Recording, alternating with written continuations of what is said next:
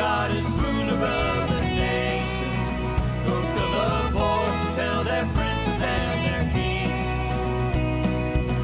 Tell to the children of our future generations, He is God and He has done amazing things. Well, hello again. Stephen Baker here, pastor, Trinity Reformed Church, Bloomington, Indiana, sitting in the shady grove where during the school year we teach children. And so I thought, what a great place to be. We're going to teach you about what is eschatology. Now, if you remember, you've been watching these videos, you remember what eschatology is? It's just a big word that means the end of the story. How is this story going to end? What story are we talking about? We're talking about God's story, the story of history. All right? Remember last time we talked about the beginning of the story, because we're not going to talk about the end of the story if we don't know what the beginning of the story is. Have you ever came into a room, maybe your brother, your parents, somebody's watching a movie, and you come in right at the end of the story, and you're like, what's happening? Why are you so excited about what just happened? This makes no sense to me. Because we can't understand and appreciate and enjoy the end of the story unless we know the beginning of the story, right? So we've talked about the beginning of the story. God made a place in this world that He made, a place called the Garden of Eden. It was a place of plenty. It was a place of peace. He filled it with people, and He gave those people, Adam and Eve, a purpose, right? And that purpose was to fill the earth, subdue it, make wild things tame, take raw things like rocks and wood and metal, right, and plants, and turn it into beautiful, beautiful place for people to live in and to enjoy and to love each other in and to love God in. That's what God made us to do. That's what God made Adam and Eve to do. So I told you that God put people in the garden, right? But there are other people in the garden besides Adam and Eve. Really? Yeah. There are other people in the garden. Now, they're not humans like you and me. They're not man and woman, but there are other people in the garden. Because the Garden of Eden, like I said last time, is not just a place to grow vegetables, or have pretty plants. The Garden of Eden was a place where God would come and talk to Adam and Eve. A place where He would meet with His people, His creation, Adam and Eve. But God had already created other people. Now, they're not human people. But they're still people. They are people, not humans, but what we call angels. The Bible actually calls them the sons of God. And these sons of God, they're like His heavenly sons, and we're His earthly sons and daughters. These other people, these sons of God, God made to serve Adam and Eve, to work in the creation and do all kinds of neat things we're not have time to talk about. But they're there. And so God meets with the heavenly sons of God, and He meets with Adam and Eve, His earthly son and daughter, right? People that He has made. And so one day, the Bible says that there was one of these other people, right? The Bible calls this other person in Genesis 3, calls him a serpent. That's interesting. Now, who was this serpent? Well, the serpent in Genesis 3, we shouldn't think of him as a snake. Okay? Maybe you like snakes, maybe you don't. But we shouldn't think of him as a snake.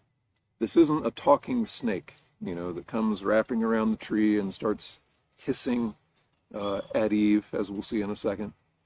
No, I don't think that's what's going on. And we don't have time to talk about all of that. But I believe this is one of these creatures that God has made, what we call angels.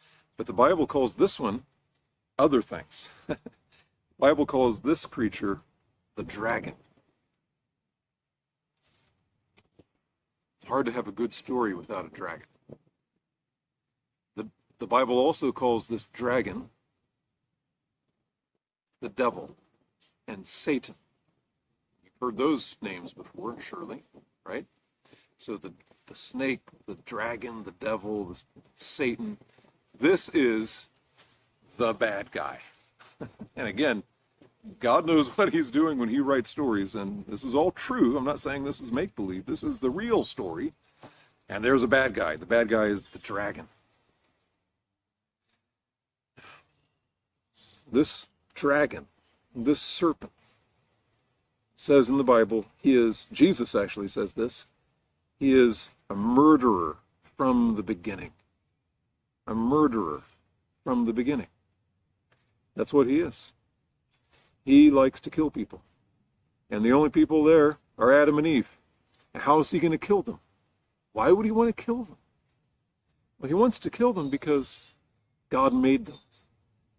And God made them, remember what the Bible says, in his image, in God's image. Mankind, Adam and Eve, represent God on the earth. They rule over the earth in God's place, under him, under his authority, but they're there to do the stuff in the world.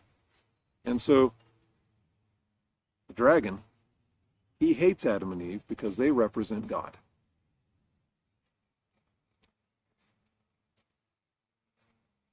He knows what God has said to Adam and Eve. And what God has said to Adam and Eve is, you can eat anything you want in this place of plenty, right? There's only one tree that you can't eat of. It's called the tree of the knowledge of good and evil. And it says, God says, the day you eat of that, you will what? You will die. And so, the devil, the dragon, the serpent, Satan, he wants to kill Adam and Eve. But he's not stupid enough just to come out and kill them. Because he knows that God will get him if he does that. So what does he do? He comes to Eve and he says, Eve, did God really say that you can't eat any of these trees? She goes, no, of course we can eat these trees. But God did say there's one tree we can't eat or touch, and that's this tree of the knowledge of good and evil. He said if we eat that tree, we'll die. And the dragon says to Eve, you will not die. God is selfish. God knows that when you eat that, you'll be like God. You'll be like one of us. You'll be like a spiritual being like me. That's what he's saying. And what does Eve do? Well, she believes him. The saddest day in the history of the world. Right there. Eve believes the lie of the dragon, the murderer, the liar, and she eats the fruit. And from that point on, well, no, that's not true. What does she do next? She gives the fruit to Adam, her husband. And from that point on, the whole world is ruined by Adam's sin. Adam is the head of the whole human race. He's the head of mankind. He's our first father. Whatever he does affects all of us, just like what happens in your family and in mine. Whatever I do as the father in my home affects everyone. Whatever your dad does affects everyone. Whatever you dads do affects everyone. And that's how it is. That's how God made the world. And so when Adam sins, everything goes bad. And Adam and Eve from that day on start sinning. They start suffering. They start dying. They start fighting with each other, just like maybe your mom and dad sometimes fight with each other.